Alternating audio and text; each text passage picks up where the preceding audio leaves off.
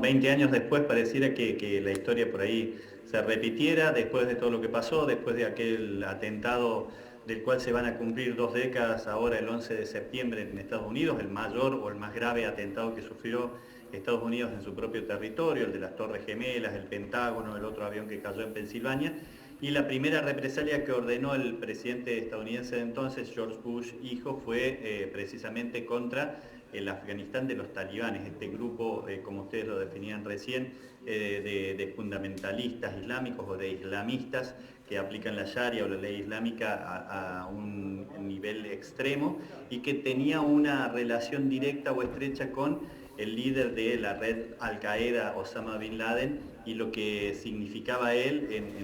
en el concierto internacional y sobre todo después de los ataques del 11S. Bueno,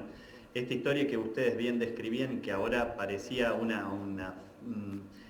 historia con final cantado, porque iban tomando diferentes ciudades, Kandahar, Kunduz, Jalalabad, diferentes aldeas y reductos que iban pasando a manos de los talibanes, pero se esperaba que en Kabul hubiera una negociación, al menos eso es lo que hablaban días u horas antes el ya prófugo o retirado presidente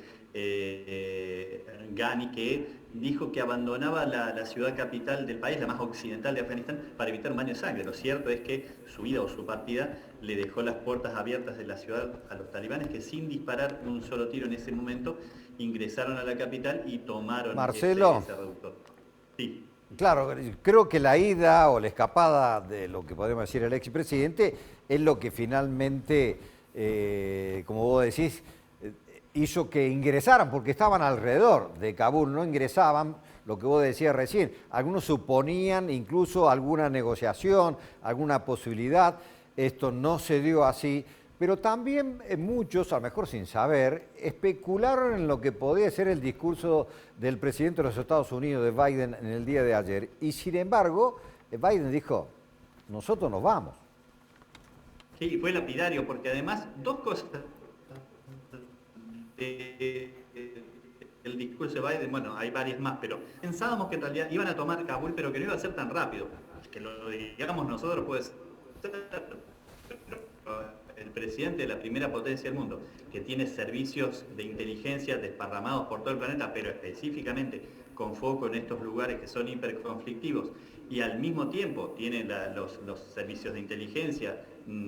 afectados a ello, bueno, era bastante sugestivo pensar en esa situación. Y encima de esto, decir que no tenía más nada que hacer porque nunca imaginaron un gobierno democrático en Afganistán, que lo único que persiguió Estados Unidos fue evitar que se convirtiera en un foco de terrorismo y que prácticamente era imposible generar un gobierno abierto y con los cánones de una democracia occidental en ese país, por lo cual no tenían más nada que hacer. Es como que se lavó las manos. Hay ahora una tormenta política en Estados Unidos, hasta le dio pie o pasto a un señor como Donald Trump para pedirle la renuncia por esta actitud que tuvo y por las consecuencias posibles que puede tener ese repliegue, pero fue, como dijiste vos bien, Daniel, el propio Trump en febrero del año pasado, en una cumbre que hubo en Doha, que acordó con la dirigencia talibán un retiro escalonado de las tropas estadounidenses en un plazo de 14 meses, que incluso se cumplió en el mes de mayo pasado, y que, bueno, a partir de esa dilación, Joe Biden simplemente le puso una fecha emblemática o icónica para el próximo 11 de septiembre, precisamente, que iba a ser el momento que se iba a retirar el último soldado. Ahora, con estos incidentes que vemos en la pantalla, terribles en el aeropuerto de Kabul, que sigue bajo control norteamericano, por cierto, se está hablando de un posible freno, sobre todo a las últimas tropas, para garantizar una evacuación dentro de lo posible de los personal afectado de embajadas de países occidentales que tenga un viso de normalidad, que a todas luces parece que es imposible, ¿no? Hay que ver la repercusión que puede tener interna, incluso en la propia estructura del poder en Washington, en Estados Unidos. Bien, Marcelo, ¿por qué no en cierta medida identificás o calificás para que la gente entienda por qué es un riesgo a nivel internacional para la región, también para los propios ciudadanos afganos, este poder talibán que ejercen de una manera cruenta, como ya hemos visto, y que ha sido responsable también de atentados terroristas muy importantes, como ya lo has comentado, en los Estados Unidos y también en todo el globo prácticamente, ¿no? Sí, es decir, habría que separar un poco los talibanes que llegan al poder la primera vez en el año 1996, se mantienen hasta el 2001, hasta diciembre, que Estados Unidos, a fuerza de bombas y de la invasión o la intervención militar de represalia por el ataque duradera, Estados Unidos siempre acostumbra a bautizar esas operaciones militares con algunos nombres rimbombantes que no siempre se condicen con la realidad,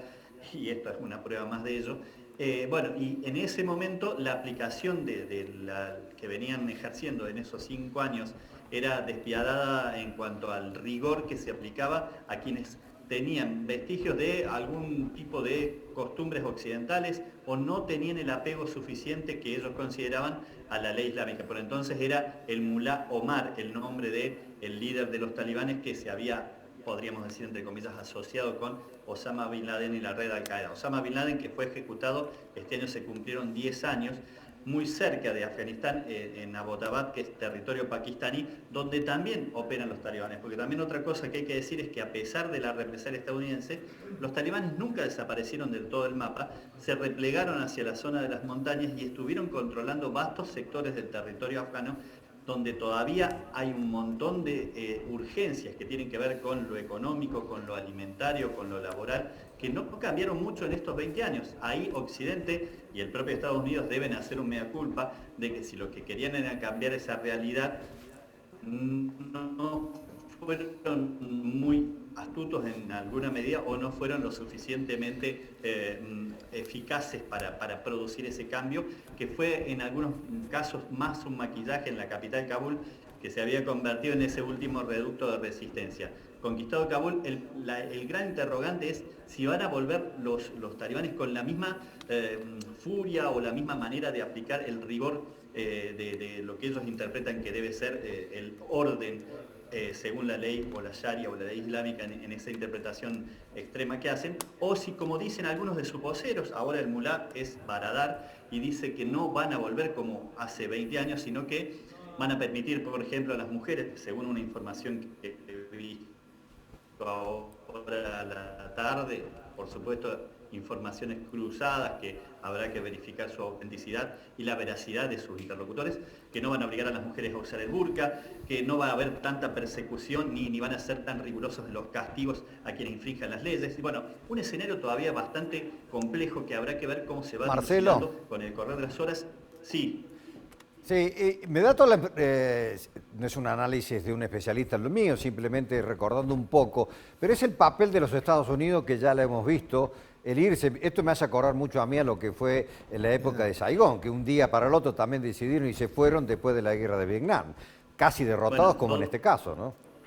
Todos los análisis pasaron en estas horas también por lo que vos estás diciendo, aunque muchos decían no se pueden establecer comparaciones por las motivaciones y por las características de los lugares, pero sí en cuanto a la actitud, en todo caso, adoptada por el gobierno estadounidense. Y yo le podría sumar algunas intervenciones últimas también que se hicieron para teóricamente democratizar lugares. Si seguíamos el derrotero después de los ataques de represalia a Afganistán, vino la guerra de Irak,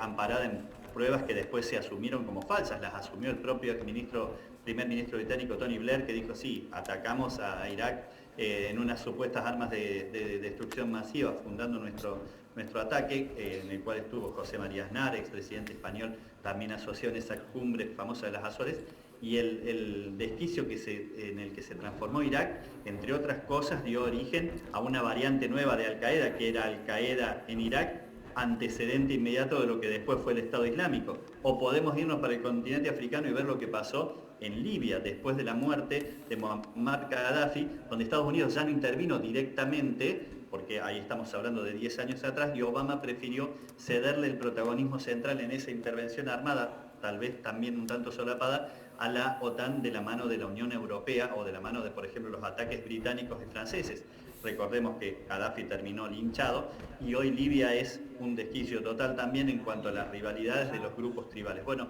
algo de esto también puede ocurrir en Afganistán. Trató de conformar en la Alianza del Norte grupos de líderes tribales o o locales que enfrentaran al poder de los talibanes, pero al parecer los talibanes siguen contando con esa fuerza y esa capacidad de organizarse y también con la capacidad armada que demostraron también al ir conquistando esas otras ciudades hasta llegar a la capital y lo que estamos viendo ahora, ¿no? Marcelo Taborda, te agradecemos por este contacto con Crónica Central. Ha sido muy amable y gentil como siempre. Un fuerte abrazo. Gracias, Marcelo. Un abrazo para ustedes. Chao, buenas noches. Bueno, Marcelo Taborda.